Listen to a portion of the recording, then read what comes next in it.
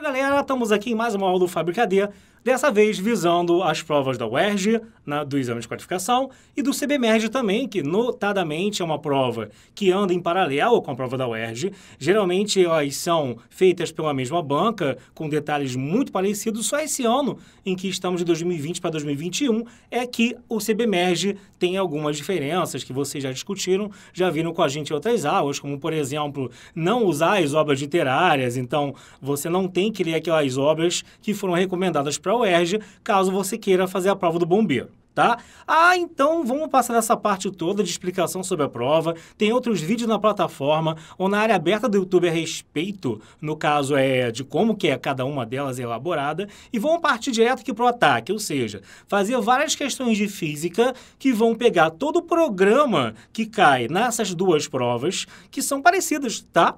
Saiba que só pelo fato delas serem aplicadas em épocas diferentes, o modelo de prova é o mesmo. Claro que a competitividade que você vai ter na prova de bombeiro será bem alta, então toma cuidado com o número de questões que você vai errar. Tem que chegar lá para matar a pau e procurar errar o menos possível, tá bom?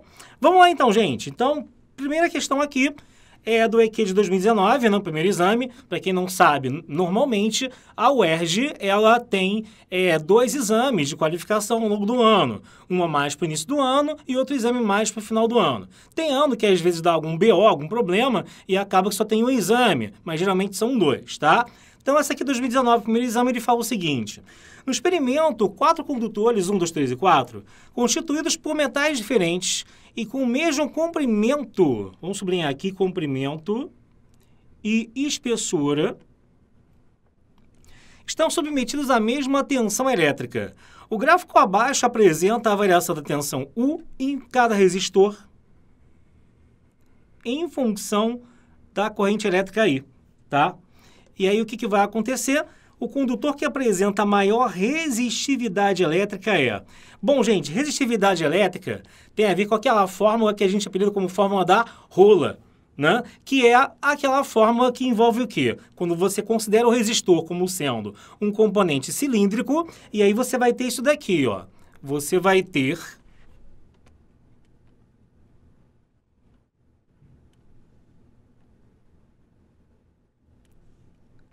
um comprimento L, uma área igual a A, e aí a resistência desse resistor cilíndrico é dado por ρL sobre A, onde esse ρ aqui é justamente o que a gente chama de resistividade elétrica.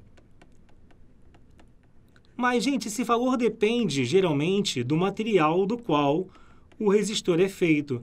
Como depende do material do qual é feito o resistor, o que acontece é que, geralmente, é um material tabelado. O resistor feito do material X tem um valor de ρ, do material Y já tem outro valor. Tá, e eu na prova, como é que eu me porto frente a isso? O que você tem que perceber aqui é o seguinte, ó, existe uma relação que é de serem diretamente proporcionais, o ρ com o valor do resistor, o valor da resistência, né? Quanto maior a resistividade, maior a resistência elétrica que você tem que ter.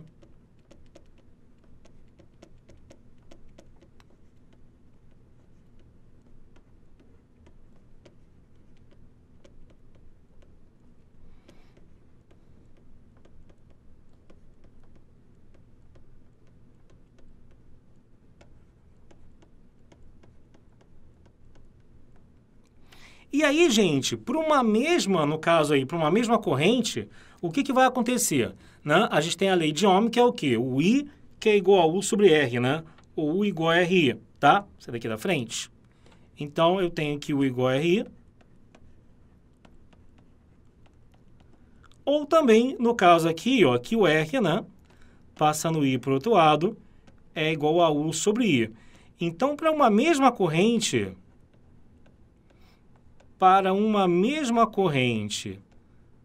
quanto maior a DDP, maior a resistência elétrica.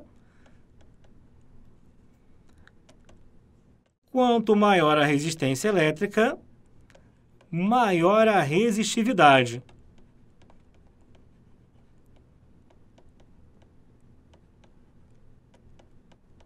Tá?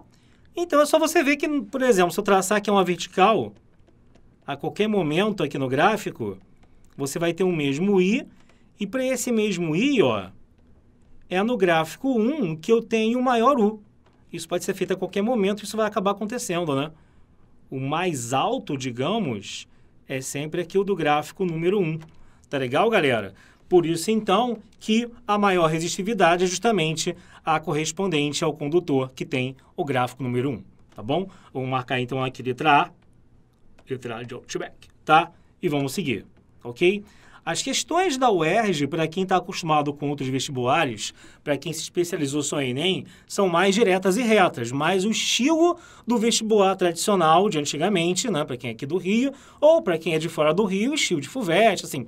Não é estilo da FUVEST que não é essa dificuldade toda, mas é aquele estilo, mas assim, eu quero isso para chegar àquilo. Ele não vai ficar enrolando com longos textos, nada disso, tá bom? Vamos seguir então. Porém, é uma prova mais conteudista.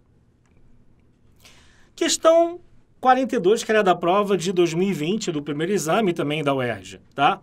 Vamos ler aqui juntos.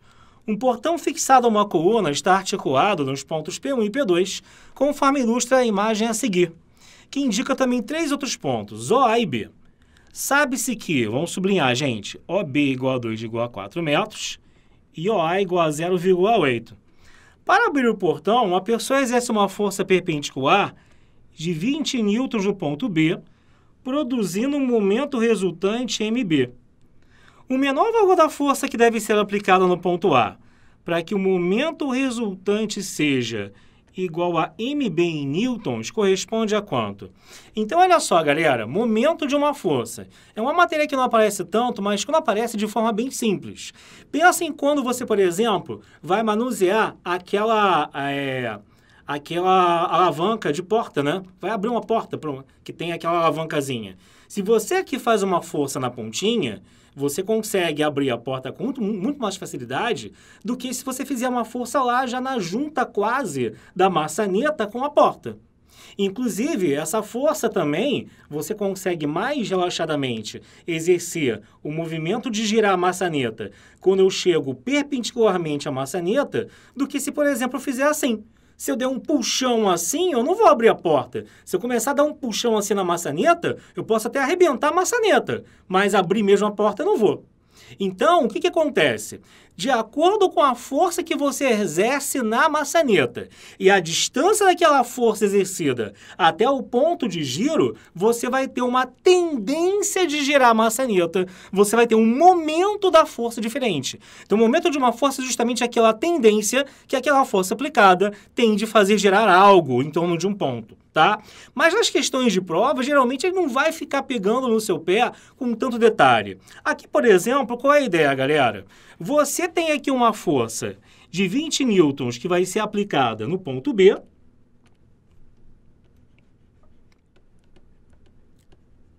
Né? E a distância de O até B, ele fala que é de 2,4 metros. E vai ter uma força que vai ser aplicada no ponto A. E a distância de O até A é uma força que é de 0,8 metros. E aí, como ele diz que está no equilíbrio, né?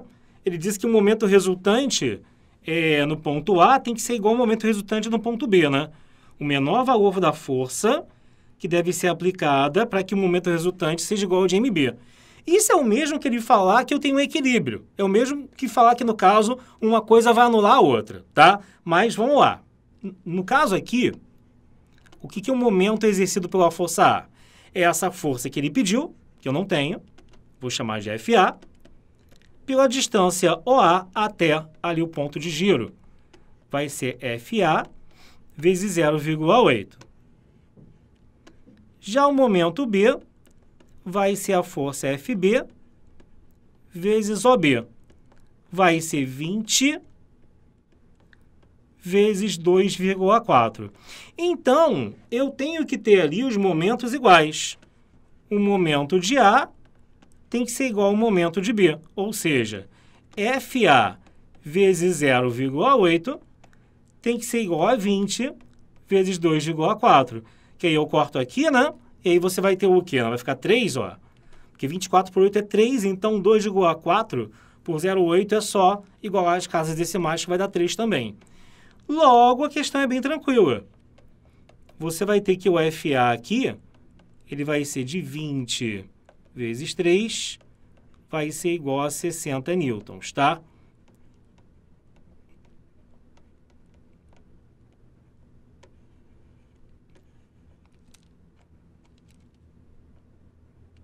O que vai dar, então, a letra D de dado.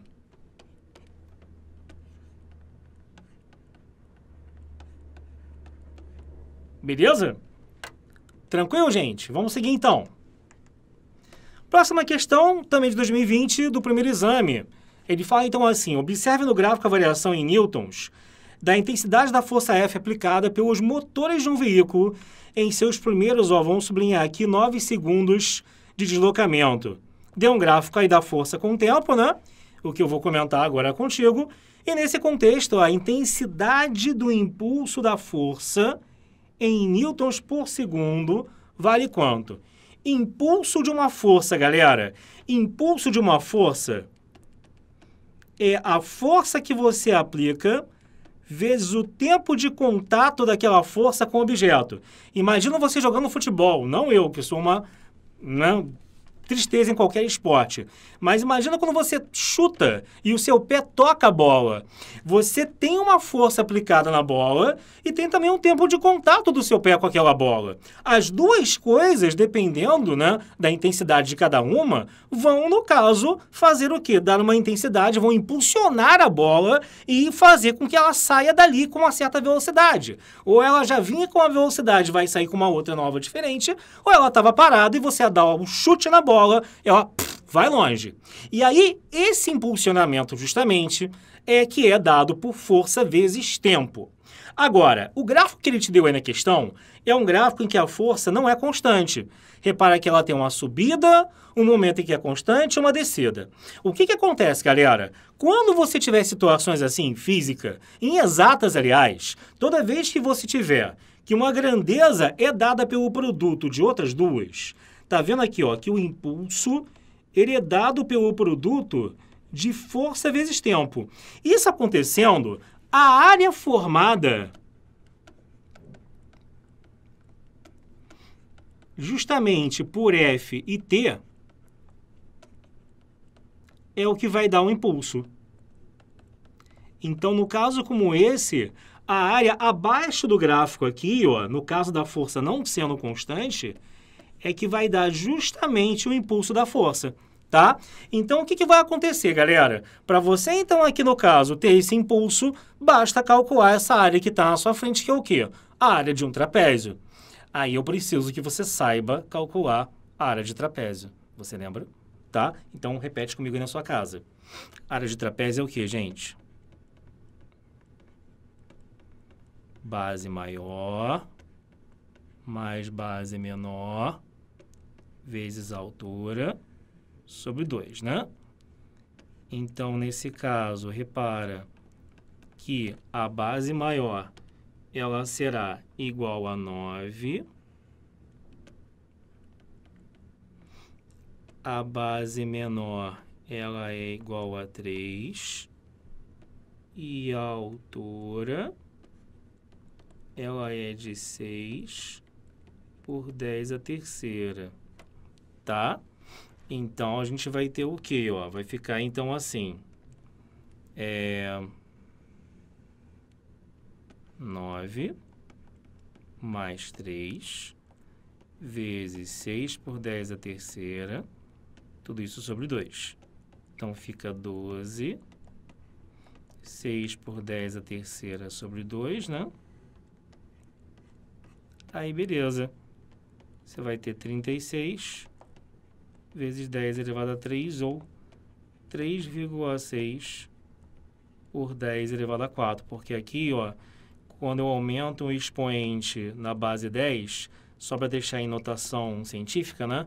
Botar um número menor que 10 aqui na frente, acaba que eu, para compensar, ponho uma vírgula aqui no númerozinho que eu tinha antes. Então, por isso que ficou 3,6, tá bom? E isso dá exatamente o valor que está aqui na letra C, tá?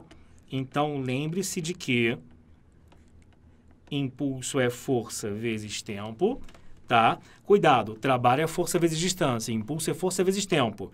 E que aí, nesse caso, não sendo algo constante, a área que vai te dar o valor calculável aí na questão, tá bom? Sempre direto e reto assim são as questões da UERJ, só que eles acabam abrangendo tópicos que, de repente, um ou outro no Enem você deixaria de lado, né? No Enem você sabe que tem uma gama de assuntos que são mais cobrados. O que na UERJ ele vai pegando aqui e ali fórmulas que você, de repente, estaria deixando de lado no Enem e pode já chegar aqui despreparado e acabar esquecendo. Então, a minha função aqui hoje é, por meio de questões, te deixar ligado para você não cometer esses moles. Tá bom, queridão? Mas antes disso, lembra de passar no nosso site, que é o fabricad.online.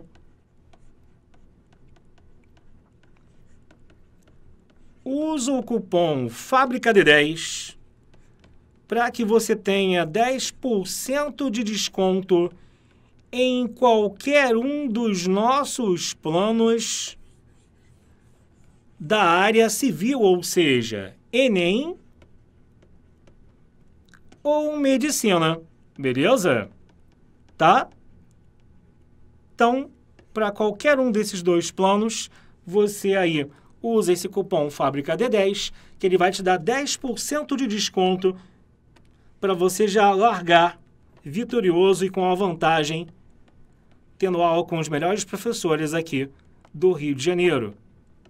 Eu, por exemplo, não pareço essa cara de novinho, né, de ninfeto, mas eu trabalhei 20 anos num dos maiores cursos aqui do Rio, que eu não vou falar, não tem treta, mas é só para não fazer merchan de graça. Se me pagarem, eu faço merchan, que eu sou mercenário, tá? Vamos lá. Brincadeira. Isso aqui é do simulado UERJ, que às vezes a UERJ, quando muda um pouquinho o esquema de prova dela de um ano para o outro, eles lançam um simulado para os alunos terem melhor noção de como que vai ser a prova. Afinal de contas, o UERJ, o FRJ, essas instituições, eles geralmente pensam também na galera que não faz cursinho nenhum. Então, eles lançam no site deles algum simulado para o aluno ter uma vaga noção do quanto que aquelas mudanças de edital da época iriam mudar alguma coisa na prova ou não. No caso aqui em Exatas, nesse ano não mudou absolutamente nada, por isso que eu estou usando aqui questões desse modo também, que vai servir para você da UERJ também para a prova do bombeiro, tá? Não estou esquecendo, para a prova do bombeiro não. Tudo que eu estou falando aqui serve para ambas as provas, beleza, gente? Então vamos lá, vamos ler juntos aqui. Questão 35. Um bloco de massa M desliza sem atrito, sublinha sem atrito, acostume-se a sublinhar, o que é muito importante para não passar desapercebido, sobre uma superfície, passando sucessivamente pelos pontos A, B, C e D, conforme indica o esquema, sendo MA, MB, MC e MD. A energia mecânica nos pontos A, B, C e D, a relação entre elas é... Galera, se eu não tenho atrito, eu automaticamente tenho conservação de energia. Cuidado para não confundir dois conceitos que são o quê? Uma coisa é trabalho da força resultante. É o trabalho exercido por todas as forças que atuam sobre o objeto. Isso é a variação de energia cinética. Mas quando eu falo de trabalho da FAT, aí é a variação de energia mecânica. Então, olha como você tem aqui justamente duas coisas que confundem. Porque quando eu estou falando da força resultante, todas as forças, né? Você poderia pensar que envolve a variação também de todas as energias, que no caso é a mecânica, mas é o contrário. Quando eu estou falando do trabalho da FAT, o que vai variar é a energia mecânica. Quando eu estou falando do trabalho da resultante, o que vai variar é, no caso, a energia cinética. Como no caso aqui, gente, eu não tenho atrito, tá? A ausência de atrito quer dizer que o trabalho da FAT é igual a zero. Se o trabalho da FAT é igual a zero, bebê, ô neném, isso quer dizer, então, que a energia mecânica se conserva. Se a energia mecânica se conserva, então, automaticamente, eu tenho aqui a letra D, tá bom? Beleza, galera? Tranquilo? Vamos seguir, então. Essa questão é boa, hein? Essa aí pode botar um asterisco, pode botar a sua caneta colorida, que denota o quanto, no caso, essa questão é importante. Vamos lá. Uma força F constante, sublinho constante, atua igualmente em 4 corpos distintos, de acordo com o esquema a seguir. Observa na tabela as massas dos corpos, além dos coeficientes de atrito entre cada um deles e a superfície de apoio. O corpo que apresenta maior aceleração é... Então, minha gente, olha só, quais são as forças envolvidas aqui? Vamos marcar as forças. Eu tenho a F, eu tenho para trás aqui a força de atrito, né? Tá se opondo aqui, né? A tendência de movimento do objeto, ou seja, já está em movimento. Ele não falou se é atrito estático ou cinético, bom, não interessa, tá? Mas tem aceleração, né? Então tem que ser cinético, né? Já está em movimento. Você vai ter aqui, no caso, uma normal e um peso. O que acontece, né? Como eu tenho aceleração, como ele fala, a resultante, vou sair da frente, a resultante, então, tem normal, peso, a F e a fat. Então, no eixo aqui horizontal, na horizontal, o que vai acontecer? Eu tenho, no caso ali, ó, que a F menos a fat vai ser igual a massa pela aceleração, tá? Só que sabemos que fat é a mesma coisa que o quê, gente? Fat é a mesma coisa que coeficiente de atrito multiplicado pela normal. E a normal aqui, ó, é justamente igual ao peso do equilíbrio. Então, fica μ vezes o peso. Fica μmg, tá? Então, ó, você vai ter o quê? Que F menos μmg vai ser igual a m vezes a. Como eu quero alguma coisa envolvendo a aceleração, galera, o ideal é nessa equação que surgiu isolar o valor dela na expressão. Essa é uma questão mais técnica pelo que vocês estão vendo, né? Então, a gente vai ter o quê? Vamos dividir ambos os lados pela massa. Ou melhor, vamos passar a massa por outro lado, dividindo. Como diria um colega meu de trabalho que tinha uma piada dessas, tchau fettuccine, tchau ravioli, para simplificar, cortar as massas. Então, o A fica F sobre M. Nossa, que piada horrível, né? Então, A fica F sobre M menos μmg sobre M. Só que o M vai cortar. Fica F sobre M menos μ vezes G. Então, gente, o que acaba acontecendo aqui? Você vai ter o seguinte, tendo então, no caso, isso daqui, ó, aí vai acontecer o seguinte, ele quer saber o corpo que apresenta maior aceleração. O corpo que apresenta aqui a maior aceleração vai ser de forma que eu tenho o quê aqui? Vou ter que testar, né? Repara, galera, o seguinte, né? Ele, ao mesmo tempo, em cada questão, em cada item, ao mesmo tempo que ele mexe na massa, que ele vai dobrando, triplicando, quadruplicando, ele vai fazendo o contrário com o coeficiente de atrito. Ele vai dividindo. O fator que ele usa para multiplicar a massa é o fator que ele usa para dividir o coeficiente de atrito. Então, por exemplo, no item 1 não vai ter muita diferença. O item 1 é justamente o que eu já tenho aqui. A massa é m e o coeficiente de atrito é μ.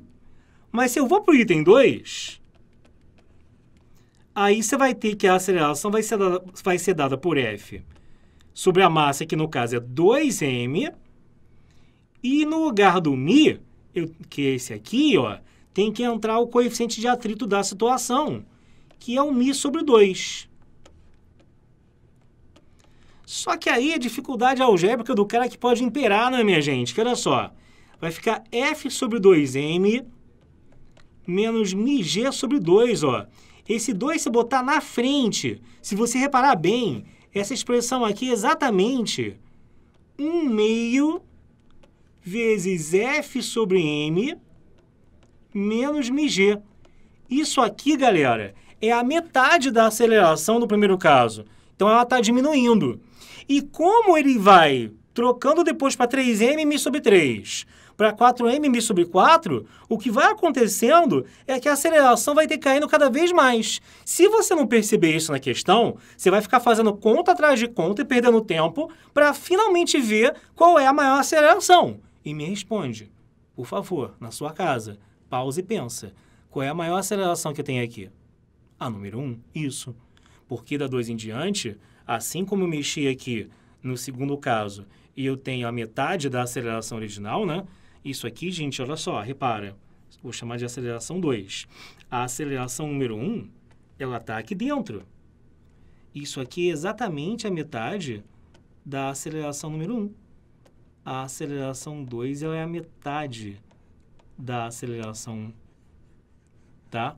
Então, o corpo que apresenta maior aceleração, no caso, vai ser o número 1 da letra A. Tudo bem? Tranquilo? Beleza? Vamos seguir, galera. Questão muito legal essa. É aqui é 2019, o primeiro exame. Questão 41. Numa mesa de sinuca, as bolas A e B, ambas com massa igual a 140 gramas, deslocam-se com velocidades VA e VB na mesma direção e sentido. O gráfico abaixo representa essas velocidades ao longo do tempo. Após aí vem o gráfico, né? Tá aí, você da frente, vem o gráfico, tá aí, e após uma colisão entre as bolas, a quantidade de movimento total em quilogramas por segundo é igual a quanto? Gente, essa questão confundiu muitas pessoas porque o cara ficou pensando... Primeiro, tem gente que não lembra o que é a quantidade de movimento. O que é quantidade de movimento? Quantidade de movimento é uma grandeza dada pelo produto massa vezes velocidade. Sempre que você esquecer, pensa assim. Alguém aponta uma arma e te dá um tiro. Lembra o que é? Quando o pai tá treinando a menininha, né? Aquela cena bizarra, né? Pum, né? A garota jogada longe, né? Tá com colete prova de baixo, claro. Mas o impacto que ela sente mesmo com colete tem uma dor ali, tá? A bala é pequenininha, mas a velocidade com a qual aqui toca o colete, na Hit-Gel, né? O nome Hit-Gel, né? É bem alta. Então ela vai sentir um certo impacto. Se você for atropelado por um elefante, olha a comparação, você também vai sentir um certo impacto, que dependendo da velocidade da bala e da velocidade e da massa do elefante, podem ser o mesmo impacto. Isso pode acontecer. Só que uma bala pequenininha, com alta velocidade, e outro um elefantão, numa alta massa, mas com uma baixa velocidade. A quantidade de movimento vai justamente medir isso, tá? Qual é o potencial impacto que você pode ter caso, por exemplo, aquele corpo se choque contra você e tenha a velocidade interrompida, por exemplo, tá? É uma grandeza dada de tal maneira que o que importa mesmo para os físicos é a variação. O que importa mesmo é do quanto que aquilo está variando. Mas se eu quiser medir a quantidade de movimento na chincha, isso vai ser dado pelo seguinte, ó. Vai ser dado por Q igual a M vezes V. Então, isso é que é a tal quantidade de movimento. Todas as unidades estando corretas, você vai ter a sua massa sendo dada em quilos e a velocidade em metros por segundo, ok?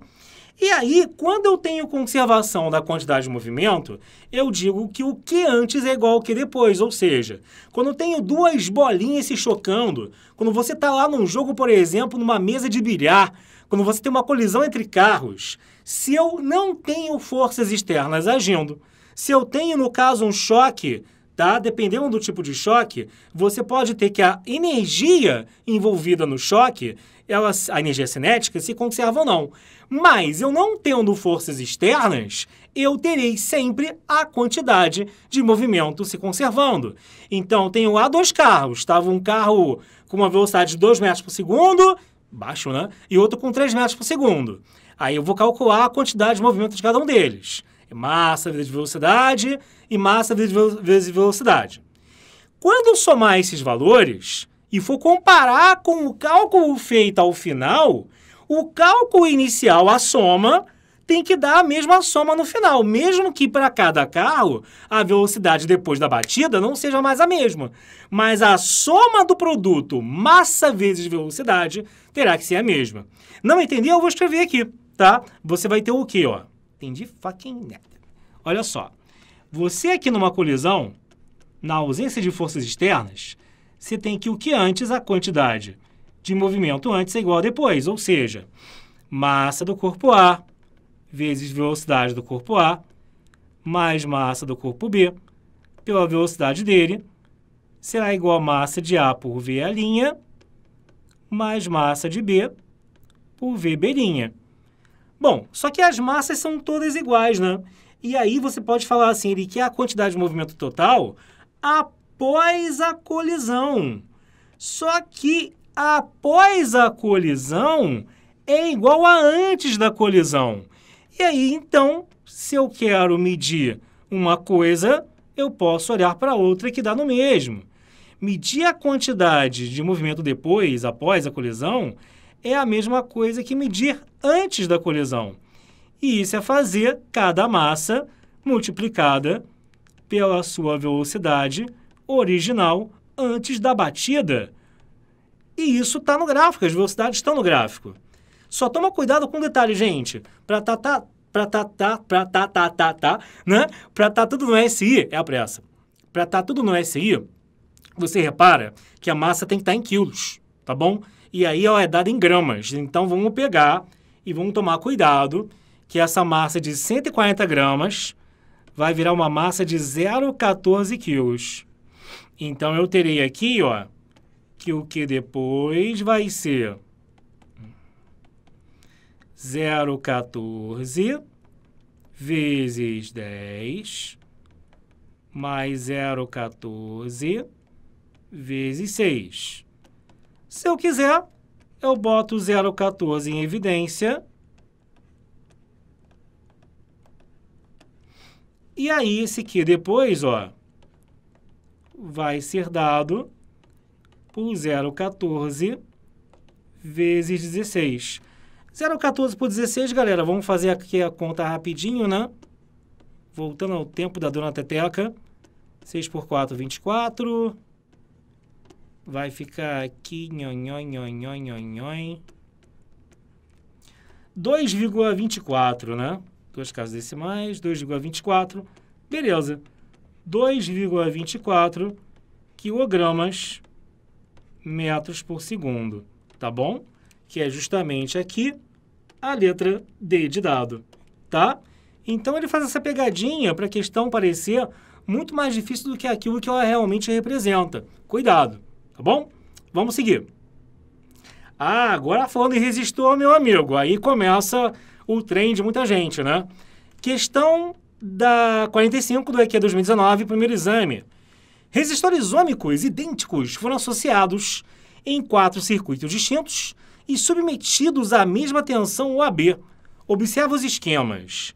Nessas condições, a corrente elétrica de menor intensidade se estabelece no seguinte circuito.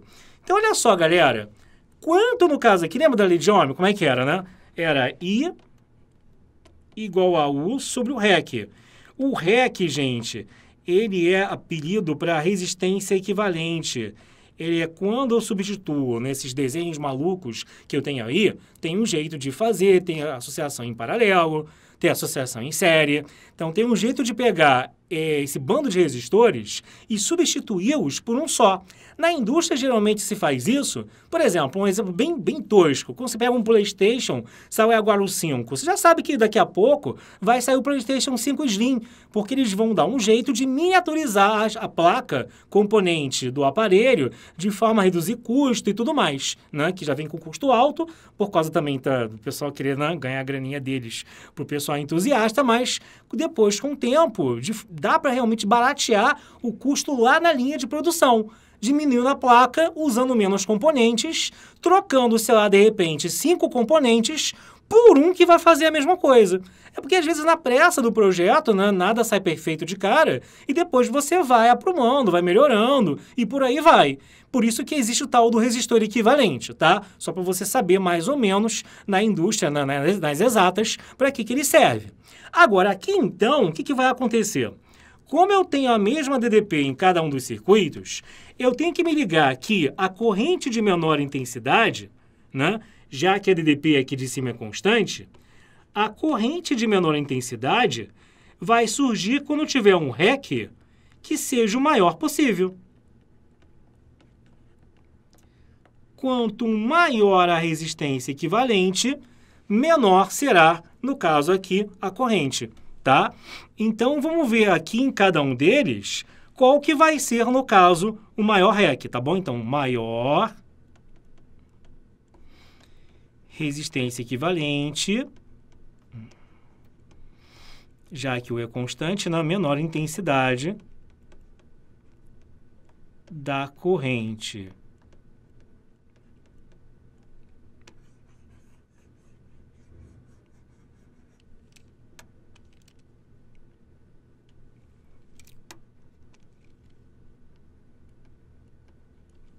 Bom, o que acontece então aqui, gente? Olha só. Primeiro aqui, ó, eu tenho 4 resistores em paralelo. Toda vez que eu tiver uma mesma quantidade de resistores iguais em paralelo, divide o valor de um deles pela quantidade. Então, aqui direto, como são 4, vai dar R sobre 4. Toda vez que eu tiver vários resistores de mesmo valor em paralelo, eu pego o valor de um deles e divido por quantos eu tenho, tá bom? Vamos lá. No próximo aqui você vai ter o quê? Aqui ele já começa a misturar, né? Eu tenho 3 trechos, onde cada um deles eu tenho 2R, né? São 3 trechos de 2R que estão em paralelo. Então, é como se fossem 3 resistores iguais a 2R iguais em paralelo. Então, pega e divide por 3. Então, isso aqui vai dar 2R sobre 3. Senão, você vai demorar muito fazendo essas contas, tá? Agora, você pode também ter a chamada associação mista, galera. Você tem aqui no de baixo o seguinte, ó. Você tem um R em paralelo contra o R. Como são iguais, eu vou dizer que dá R sobre o 2. E sobra outro R do lado. Deixa eu escrever esse 3 aqui à direita para ajudar vocês. Então, você vai ter aqui, ó,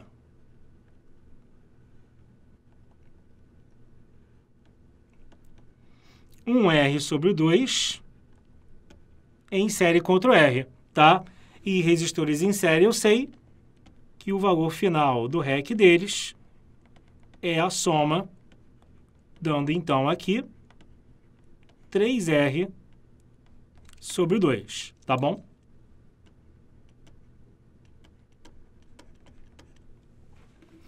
Aí vem agora o número 4. O número 4 ele fala o quê? Eu tenho então aqui em cima 3R. Eu estou somando porque eles estão em série, galera. Como é que eu sei que eles estão em série? Quando eles estiverem dentro de uma mesma linha, grudado um direto, onde um termina, o outro começa, a bundinha de um encaixa na cabecinha do outro, isso vai ser uma sequência de resistores em série. Aí você vai somando os valores. Quando eles estiverem em trechos em paralelo, né? Quando você observa que a corrente, também posso ver assim, se subdivide para passar por cada trecho, aí cada trecho eu considero como sendo um trecho em paralelo ao outro.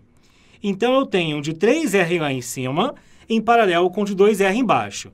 Aí, aqui eu não vou bisurar tanto, não. Para 2 resistores em paralelo, você pode falar o seguinte: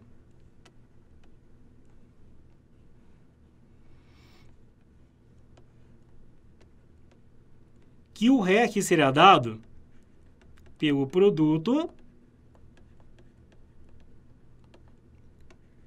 sobre a soma. Então, vai dar 6R sobre 5, tá? Então, olha só, galera, o que acontece aqui?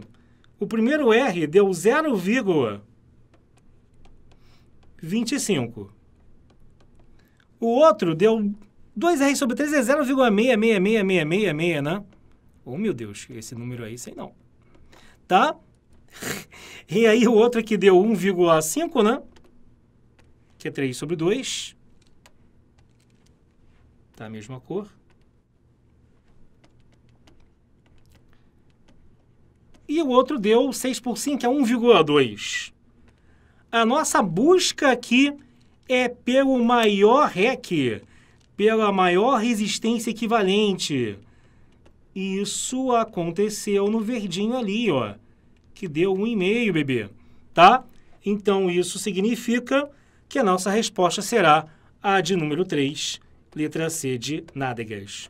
Think about, porque eu falei nádegas, tá bom? Tá legal? Eletrodinâmica e eletrostática, principalmente eletrodinâmica, que é a parte de circuitos, são assuntos muito importantes tanto para o Enem quanto para o UERJ e, claro, para o Corpo de Bombeiros. Estude isso, ainda revise isso durante a semana, galera, que isso é muito importante, tá bom? Vamos seguir agora. Próxima questão, então, aqui, ele fala assim, que é 2017 o primeiro exame. Analise o gráfico a seguir, que indica a variação da capacidade térmica de um material C em função da temperatura θ. A quantidade de calor absorvida pelo material até a temperatura de 50 graus Celsius em calorias é igual a quanto? Então, essa questão não tem mistério. Ele não está pedindo conversão de caloria em joules. É só você perceber o quê? Aí você tem que estar ligado naquele bizu, no pulo do gato, no The Jump of the Cat, que eu dei em algumas questões atrás. Você está vendo que o gráfico é representado pelo quê, galera? É representado, no caso aqui, por uma quantidade de calorias por grau Celsius. Se eu tenho caloria por grau Celsius, vamos raciocinar. E eu quero descobrir algo em calorias, se eu multiplicasse isso aqui por grau Celsius, vamos pensar numa análise dimensional. Vamos pensar no que acontece com a unidade. Você concorda que uma coisa cortaria com a outra? Mas eu estou multiplicando, não estou? O que eu falei aqui em exatas, o que eu falei aqui em física significa precisar multiplicar duas coisas para obter uma terceira, quando eu tenho um gráfico. Precisar multiplicar duas coisas quando eu tenho uma terceira, quando eu tenho um gráfico, é o quê? Apelar para a... Isso, para a área. Isso é você apelar para a área. Então, essa área que está aqui do meu lado é a que vai me dar justamente o valor em calorias até chegar a 50 graus Celsius, como ele pediu. E é um trapézio deitado, né? A base menor é 20. A base maior é 40. A altura é 50. E aí você vai ter o quê? Que a área será base maior mais base menor vezes a altura sobre 2. Ou seja, 40 mais 20 vezes 50 sobre 2, tá? Bom, 40 mais 20 é 60. 60 por 2 dá 30. 30 vezes 50 dão 1.500.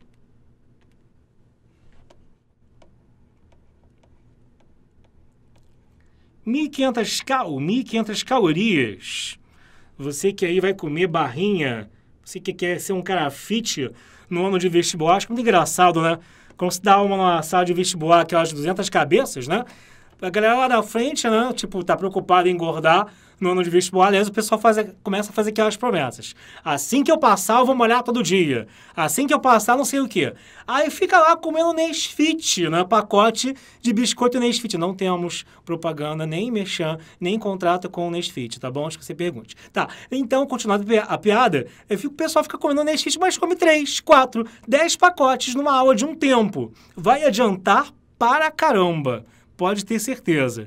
E o pessoal também que lá saca escondidinho Red Bull, né? Quem sou eu pra falar? Que quem me conhece sabe que eu sou meio viciadinho nisso, tá? Mas, pô, cara, cuidado com essas paradas pra não estragar o teu organismo e não chegar todo ferrado no dia da prova ou se ferrar na vida mesmo, tá? Não faça como eu faço. Faça o que eu falo pra se cuidar, que é o melhor que você faz, tá bom?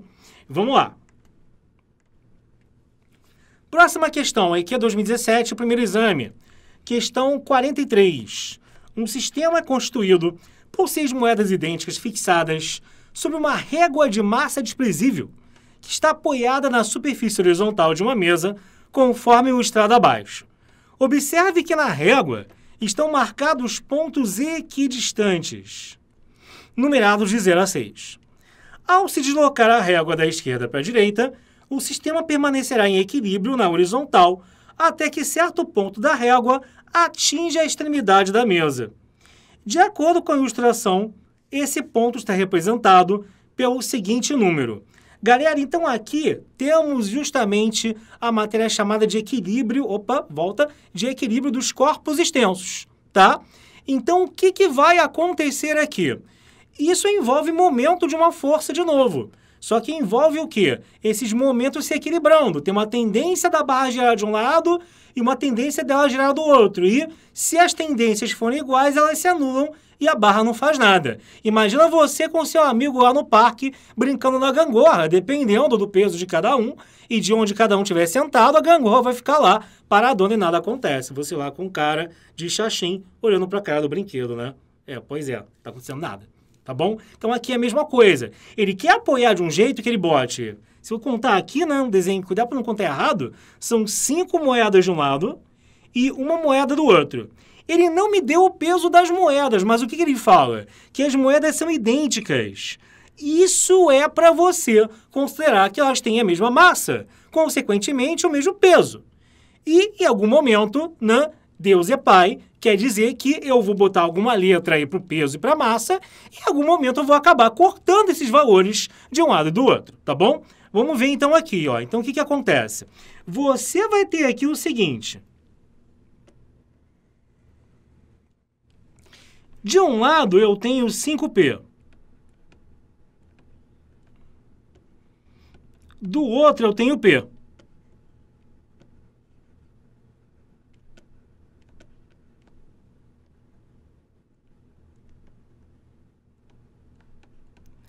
Aí, galera, o que acontece? Eu tenho um certo ponto de equilíbrio, que eu não sei qual é, que eu vou chamar de X, que na verdade ele vai pegar esse conjunto e vai empurrar de forma que aquilo começa a sair... Opa, agora vem a dificuldade. Tá. De forma que isso começa a sair para fora da mesa, tá? Então vai chegar uma hora que vai estar uma parte fora da mesa e uma parte apoiada nela ainda. Imagina só que tá um negócio assim, ó.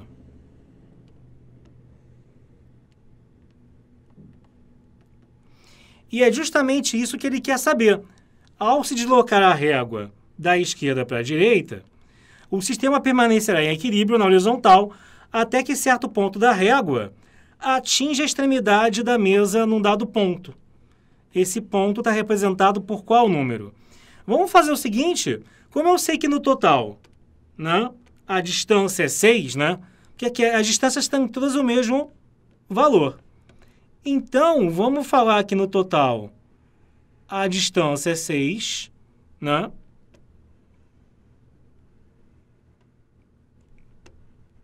E que aí aqui eu tenho uma distância igual, ele quer saber a distância. Bom, o ponto ele começa a ser numerado pela esquerda, então vamos chamar aqui, sei lá, de y, e aqui é tudo que é 6 menos y, tá bom? E esse é o ponto de apoio. Então, geralmente, os momentos numa questão de equilíbrio são calculados em relação a um dado ponto de referência, que é um ponto em torno do qual a barra pode vir a girar. Se ela está apoiada na quina da mesa, o ponto em torno do qual aquilo pode começar a girar ou não é justamente naquela quina da mesa. Então, em relação a ele que eu vou calcular os momentos. E você lembra como que se calcula momento? É força vezes distância. Distância até o ponto de apoio. Então, eu tenho que o momento aqui dessa força 5P vezes y, né, que é a distância até esse ponto x, tem que ser igual a essa força que é só P, pela distância dele até aquele ponto de apoio, que é 6 menos y. Mas foi como eu falei, esses P's vão acabar se cortando. E aí, o que vai sobrar? Ó? Você vai ter que 5y é igual a 6 menos y. Passa o y para o outro lado, fica 6y igual a 6, e aí você vai ter que o y é igual a 1, tá? Então, minha gente, isso aí significa que você tem que estar ali apoiado no ponto 1 ali da régua. Você não vai andar tanto, né? Vai dar um pouquinho, vai estar aqui, ó, tá? Para que esse equilíbrio seja dado da forma como ele pediu, tá bom? Então, isso vai ser, no caso, a letra D. Beleza? Seguindo, gente. 2017, segundo exame. O gráfico abaixo indica o comportamento térmico de 10 gramas de uma substância que, ao receber calor de uma fonte, passa integralmente da fase sólida para a fase líquida. O calor latente de fusão dessa substância, em calorias por grama, é igual a quanto? Então, olha só, galera. Ele quer saber aqui, novamente, qual é o... Novamente não, né? Ele quer saber aqui, né? Tô noiado, né? O calor latente de fusão, ele quer saber quanto é que ele vale. Uma coisa é o calor latente de fusão. O calor latente de fusão é aquele calor necessário, no caso, para que o objeto mude de estado, por exemplo, de líquido para gasoso, de sólido para líquido. E num gráfico que denota o comportamento da substância ao longo do aquecimento dela, que vai mostrando quanto de calor ela vai recebendo para mudar ou não a temperatura, eu sempre saberei que o ponto onde está ocorrendo a mudança de estado é o ponto onde eu tenho uma plataforma, ou seja, um gráfico horizontal. Porque durante a mudança de estado físico de um objeto, né, tem umas exceções aí, que é como tem mistura, isso, aquilo, mas não vou entrar nesses casos, mas, em geral, durante a mudança de estado físico, a temperatura fica constante, ok? Então, se você olhar no gráfico, tá, você está vendo que ali, ó, justamente nos 50 graus Celsius, é que eu teria, inclusive, a temperatura de fusão. Se ele tivesse me pedido a temperatura de fusão, quanto é que é? 50. Mas não foi essa a pergunta. Ele quer saber qual é o calor latente de fusão. Qual é o calor fornecido, no caso aí, durante... Qual é o L, na verdade, né? Para que isso aconteça. Você vai ter um calor, no caso aqui, uma quantidade de calor fornecida, tá? Que é dada por Quimel. Algumas pessoas me perguntam, como é que você sabe que ele quer o quê e não quer o L, ou quer o L e não quer o quê? É pela unidade, galera. Se fosse só o calor, calor, calor mesmo, ele perguntaria em calorias. Se fosse o calor latente de fusão, né, é em caloria por grama. Às vezes o enunciado vem meio truncado, mas pela unidade você sabe do que ele está falando, tá? E aí, beleza, né? Você tem que, durante a fusão, que é todo esse retângulo aqui, o calor vai de 300 para 1000. Ou seja, a quantidade de calor envolvida aí é de 1000 menos 300, é de 700 calorias, tá? E aí eu vou usar a fórmula do Quimel, Q igual a ml. Fica 700... Não precisa passar para quilos, cuidado. Calorimetria é uma das poucas matérias em que a maioria das fórmulas vai usar a massa em gramas mesmo. Então, olha, cuidado para não fazer confusão. Olha que a unidade é enunciada em caloria por grama, não é por quilograma. Então, ele já me dá que a massa é 10 gramas e assim eu a usarei, tá? Vai ficar 10 vezes R. Aí pronto. Eu estou dividindo 700 calorias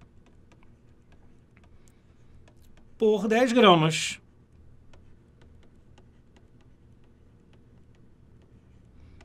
Então, você terá 70 calorias por grama, o que vai ser justamente a letra A, tá? Ok? Beleza? Tranquilo, gente? Seguindo então aqui, tá? Hoje é o dia. 2016, primeiro exame, questão 39. 4 bolas são lançadas horizontalmente no espaço a partir da borda de uma mesa que está sobre o solo. Veja na tabela abaixo algumas características dessas bolas. Então, ele dá o material, ele dá a velocidade inicial, ele dá o tempo de queda. Vou te passar aqui o bizu, vou te passar a visão. Grande parte disso aí tá falando à toa, você não vai usar para nada, sério, tá? O que acontece aqui? Ele quer a relação entre os tempos de queda de cada bola pode ser expressa como meu amigo, minha amiga. Material, não interessa para nada, tá? Velocidade inicial, também para nada. Então, o que você vai aí precisar? Só do tempo de queda e da altura da qual eles caíram. Por quê? Imagina que você está lá do alto de um penhasco, pronto para arremessar. Lá do alto a invejosa, famosa cobra, jabiraca, surucucu, pessoa que te inveja, aquela mulher que cobiça o seu homem e você quer atirá-la de um precipício. Ai, que horror, professor Fortão. E aí, ó, você vai fazer um lançamento horizontal da jabiraca. Ela vai caindo aqui obliquamente no formato que você já deve saber que é uma parábola, que a nossa aluna na parte teórica aprendeu isso. E aí, a jabiraca, a cobra, a cascavel, a peçonhenta, a nazarenta, o que acontece? Ela vai ter uma distância aqui horizontalmente medida, chamada de alcance, que é o quanto lá na frente, em relação horizontal, ela vai ter caído.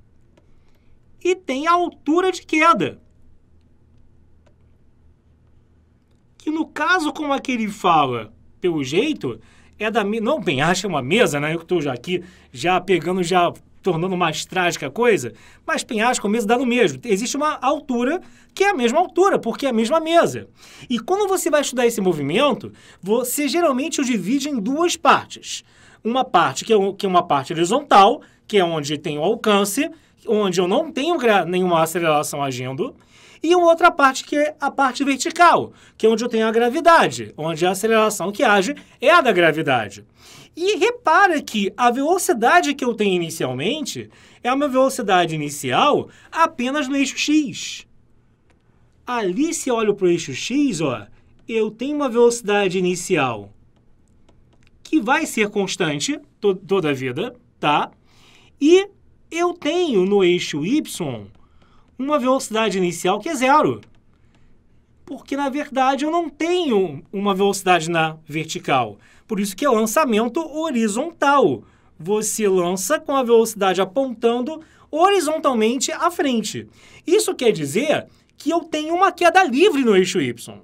E como que é a equação da queda livre, gente? Fala pra mim. Dá orgulho ao seu pai e sua mãe agora. Grita agora em casa. H igual ao meio de T2. H igual a GT ao quadrado sobre 2. Eu nem precisaria fazer mais conta nenhuma a partir daqui.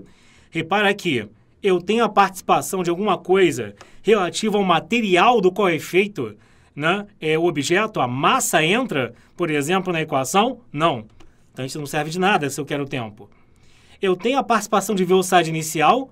A velocidade inicial, ela entra para o cálculo do alcance. Não pediu isso? Então isso aqui está fora. Repara que o tempo de queda, gente, só depende, no caso aqui, realmente da altura e da gravidade, né? Vai que uma questão psicodélica faz um lançamento, um na Terra, comparando com outro na Lua. Aí as gravidades serão diferentes, mas não é o caso aqui. Então aqui, só de olhar para o que eu tenho, eu já percebo que os tempos de queda são os mesmos. Oh my God, sério? E eu tava aqui pensando que a questão é mega complicada. Pensei que fosse coisa da NASA? Não. Se você quiser passar o 2 para o outro lado, quiser aqui passar o G para o outro lado, vai dar 2H sobre G, vai dar que o T é a raiz 2H sobre G, beleza, tá? Aí você também vê uma expressão, mas independentemente disso, já dava para saber que os tempos eram os mesmos, tá bom? Tudo bem, queridos? Vamos seguir. Questão 2015, primeiro exame, 43. Um mergulhador precisa encher seu tanque de mergulho, cuja capacidade é de 1,42 por 10 a menos 2 metros cúbicos, a uma pressão de 140 atm e sob temperatura constante. O volume de ar em metros cúbicos necessário para essa operação, a pressão atmosférica de 1 atm, é aproximadamente igual a quanto? Vamos voltar? Então, olha só. Eu tenho inicialmente que aqui o tanque tem 1,42 por 10 a menos 2 metros cúbicos, a uma pressão de 140 atm, e o volume em ar, então tem outro volume que ele quer saber, o volume final. Então, eu tenho pressão inicial, volume inicial,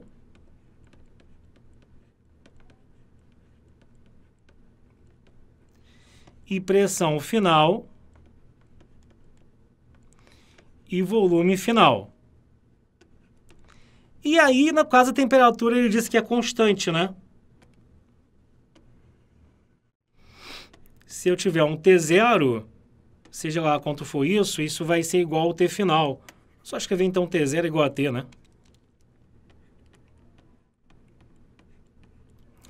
Bom, galera, isso é a famosa equação do Pivot-Pivotó. Você vai escrever o que, então, aqui, ó? Você vai ter que P0 V0 sobre T0 é igual a PV sobre T. Aí tem algumas pessoas que pegam e acabam escrevendo variações dessa fórmula. Umas só com P e V, outras só com P e T. Mas, gente, é a mesma coisa, porque quando eu tenho temperatura constante, a temperatura se corta de um lado do outro. Quando eu tenho V constante, aí o V se corta de um lado do outro. Nesse caso, o que vai cortar é o T, né? Corta aqui, passa a faca, olha a faca, corta aqui, e você vai ter o quê? Ó, isso aqui só o pessoal da velha guarda entendeu, né? Grande Patrick do Zorra Total. Programa mais queimado do face da Terra. Ih, falei demais.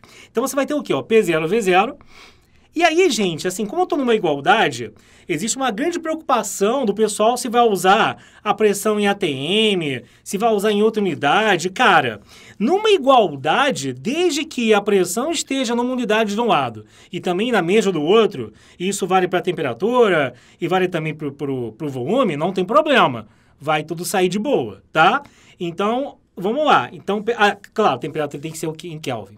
Minto, a temperatura tem que ser em Kelvin. Mas para os outros, estando tudo na mesma unidade, tá de boa. Então, tipo, a pressão está em ATM, o P0 e o P final também. Então, fica 140 ATM vezes 1,42 por 10 a menos 2 metros cúbicos, que é o V0, igual a 1 ATM vezes V. Eu estou fazendo questão de escrever aqui, no caso, a unidade para você ver que realmente não tem problema, não tem BO, porque você vai cortá-la. E aí o que vai acontecer? Você vai ter que o V vai ser igual a 140 vezes 1,42 por 10 a menos 2, tá? Esse 10 a menos 2, gente, já é a mesma coisa que dividir por 100, né, galera? E esse dividir por 100 eu posso aqui, ó, fazer simplesmente o quê?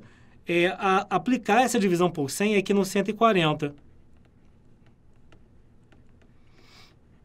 Tá? Porque aí já fica mais fácil de enxergar a continha que está sendo feita. Então, fica 1,4 por 1,42. 1,42 por 1,4, quanto é que vai dar isso? 8, 16... Vai ficar 2, 4, 1 aqui. Vai dar 1,988, né? E no caso, metros cúbicos, porque aqui também estava em metros cúbicos, então o outro lado sai na mesma unidade. É um valor aproximado, mas isso aí está bem próximo, está escancarado. Que é um valor, galera, bem próximo o quê? Bem próximo a 2. Então, a resposta, letra C, tá bom? Beleza? Tranquilo? Vamos seguir. Próxima aqui, questão 2015, primeiro exame, questão 38.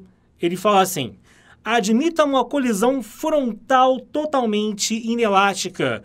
Esse totalmente inelástica salva vidas. Isso é muito importante, tá? Saber se a colisão é elástica ou inelástica é importante para a questão. Entre o objeto que se move com velocidade inicial V0 e outro objeto inicialmente em repouso, ambos com a mesma massa. Nessa situação, a velocidade com a qual os dois se movem após a colisão equivale a... Gente, olha para cá, olha para o tio. Colisão totalmente elástica, ela tem conservação da energia cinética. Conservação da energia cinética só ocorre quando a colisão é totalmente elástica. Não é o caso aqui. E na inelástica, na totalmente inelástica, é aquela onde, por exemplo, você tem um engavetamento. Um carro bate no outro e gruda e vai junto, tá? Pensa sempre que na inelástica é a parte mais romântica das colisões. Eles se juntam e formam apenas um ser, ok? Então, toda vez que você fala em inelástica, significa que eles vão seguir no final juntos e acaba o quê, gente? Se eles seguem juntos, onde o boi vai, a vaca vai atrás, né? Nossa, esse é um ditado muito estranho, né? Mas, tá? Significa o quê? Que eles vão com a mesma velocidade. Então aqui, ó, você vai ter o quê?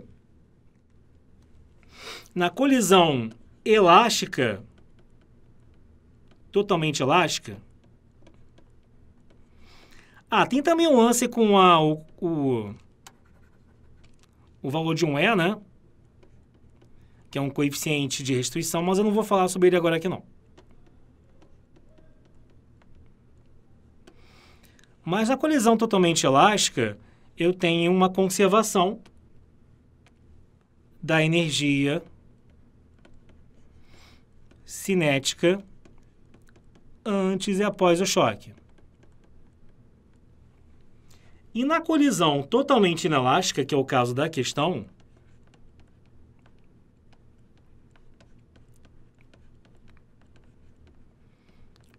esse é o caso, então, galera, em que a gente vai ter, no caso aqui, a máxima possível dissipação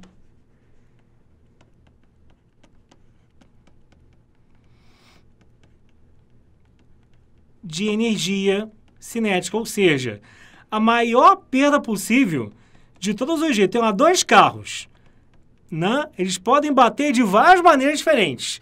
A batida que vai dar a maior perda possível de energia cinética é quando tiver uma colisão inelástica, tá? Então, olha só, aqui no caso, o que importa a você agora é saber o seguinte. Eu tenho o caso antes, em que eu tenho o quê? É um objeto que se move com velocidade inicial V0,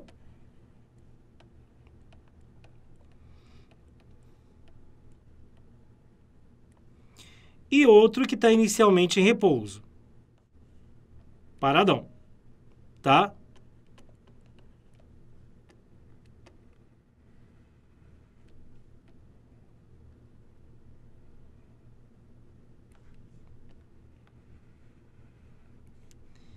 Eles vão bater, vão colidir e vão seguir juntos após o choque.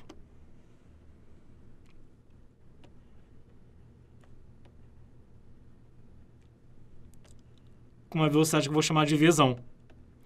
Então, aqui tem massa M, aqui tem massa M, e aqui tem massa 2M, tá? Bom, então, como eu falei, você, independentemente do tipo de choque, eu estou vendo se a energia cinética se conserva ou não, mas a quantidade de movimento estará se conservando, ok? Porque o sistema que eu considero é o formado pelas duas bolinhas, tá? Força externa tem alguma outra força que não é a de contato de uma na outra agindo. Ah, mas o contato de uma na outra não é força externa? Não, porque eu estou considerando que o sistema são as duas bolinhas. E nas duas bolinhas eu tenho uma ação e reação. Essa encosta nessa e essa aqui encosta naquela, tá? Então não tem nenhuma força envolvida. Se para você é confuso e a física para você é confusa, é só você lembrar que conserva essa porcaria que você sempre será feliz, que é muito difícil numa questão como essa de EQ, cair um caso em que isso não aconteça. Então você vai ter o que, galera? Você vai ter aqui, ó, aqui, o que antes é igual ao que depois, e aí fica mv0 mais a outra massa vezes rosca menos zero, e lá no final são as duas com uma só de massa 2m com velocidade v grandão. Então tenho mv0 igual a 2mv, que aí o m vai cortar, fica v0 igual a 2v, e aí eu jogo isso aí para a direita. Então você vai ter que vai ser a metade do V0 original, ok? Que dá a letra A de Outback, lugar que eu adoro comer. Minha salada Caesar, né? Você vai ao Outback para comer salada Caesar, seu pela saco, vou. Todo mundo pedindo batatinha e eu lá desagradável pedindo salada Caesar e pedindo o meu sorvete no final. Last One, 2015, primeiro exame, tá acabando, né? Vamos lá, galera. Questão de hidrostática para a gente fechar com chave de ouro. Considere um corpo sólido de volume V. Ao flutuar em água, o volume de sua parte submersa é igual a V sobre 8. Quando colocado em óleo, esse volume passa a valer V sobre 6. Com base nisso, conclui-se que a razão entre a densidade do óleo e a da água corresponde a quanto? Então, tem duas situações aqui, gente.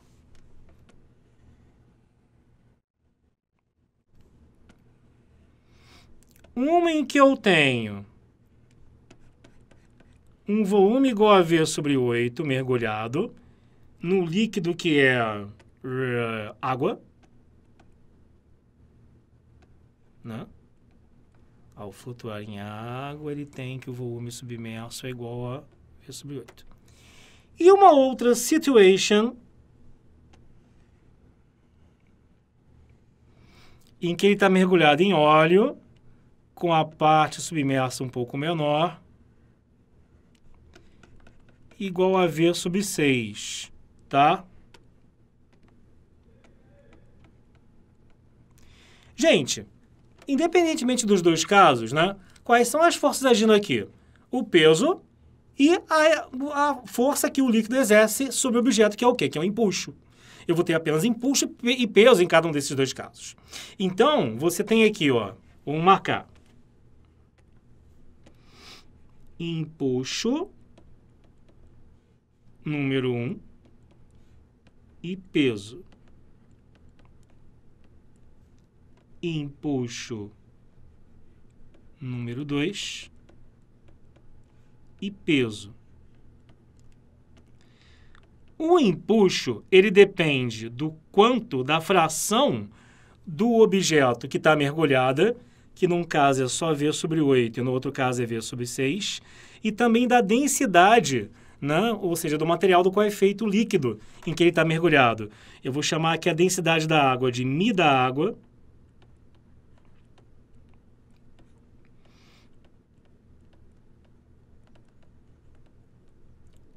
e no outro eu tenho a densidade do óleo, que é o μ do óleo. Galera, em ambos os casos, o que vai acontecer? Se eu tenho que ter o equilíbrio, eu tenho que ter um impulso igual ao peso, correto? Então, tanto no caso quanto no outro, você vai escrever que aqui o impulso 1 é igual ao peso, e aqui o impulso 2 é igual ao peso. Mas se ambos são iguais ao peso, minha gente, na verdade, esses impulsos são iguais. Eles são calculados de formas diferentes, mas eles são a mesma coisa. Ou seja, como é que é a forma do impulso mesmo, hein? Vou dar aqui com observação no cantinho. O impulso é dado por densidade vezes volume vezes gravidade. Então, eu tenho densidade da água pelo volume, cuidado, não é o volume inteiro do objeto não, hein? É o volume deslocado, é o volume submerso. É o V sobre 8 ou o V sobre 6 para cada caso. Então, aqui, ó, você vai ter o quê? V sobre 8 vezes G, por impulso número 1, e μ do óleo, V sobre 6 vezes G para o outro. Os Gs vão se cortar, o V também, e aí você vai ter que μ da água vezes 1/8 é igual a μ do óleo vezes 1/6. Aí, beleza, gente. Ele quer a razão, a divisão entre a densidade do óleo e da água. Então, ó, passa o μ da água para a direita. Estava multiplicando. Então, vou fazer a operação contrária, que é dividir. E passa esse 6 daqui para o outro lado, gente. Ele vai subir, então, multiplicando. Então, μ do óleo sobre o μ da água dão 6/8, ou seja, 3/4, ou seja, 0,75, tá? o que vai ser a letra D, tá bom? Então, com isso, fechamos aqui, gente, a nossa revisão voltada ao Corpo de Bombeiros e também foi uma boa revisão para o pessoal que quer o primeiro exame, que quer o exame, né, de qualificação da UERJ, que à época da gravação dessa aula, a gente só vai ter um exame, ok? Cuidado, pessoal da UERJ, com as obras literárias, ok? Cuidado aqui, beber uma água.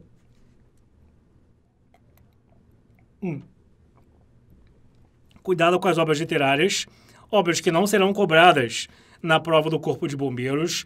Olhe o tempo de prova, cuidado no dia, confie em você, não fica nervoso, você é o cara, você só tem que chegar lá agora e controlar o seu emocional. Tá legal, gente? Faça isso, que tudo vai dar certo e você apenas enxergará a prova como sendo um grande simulado. Eu tô contigo, lembra de passar no nosso site, novamente, né? Só para fechar com o nosso momento merchan, que é o fabricad.online.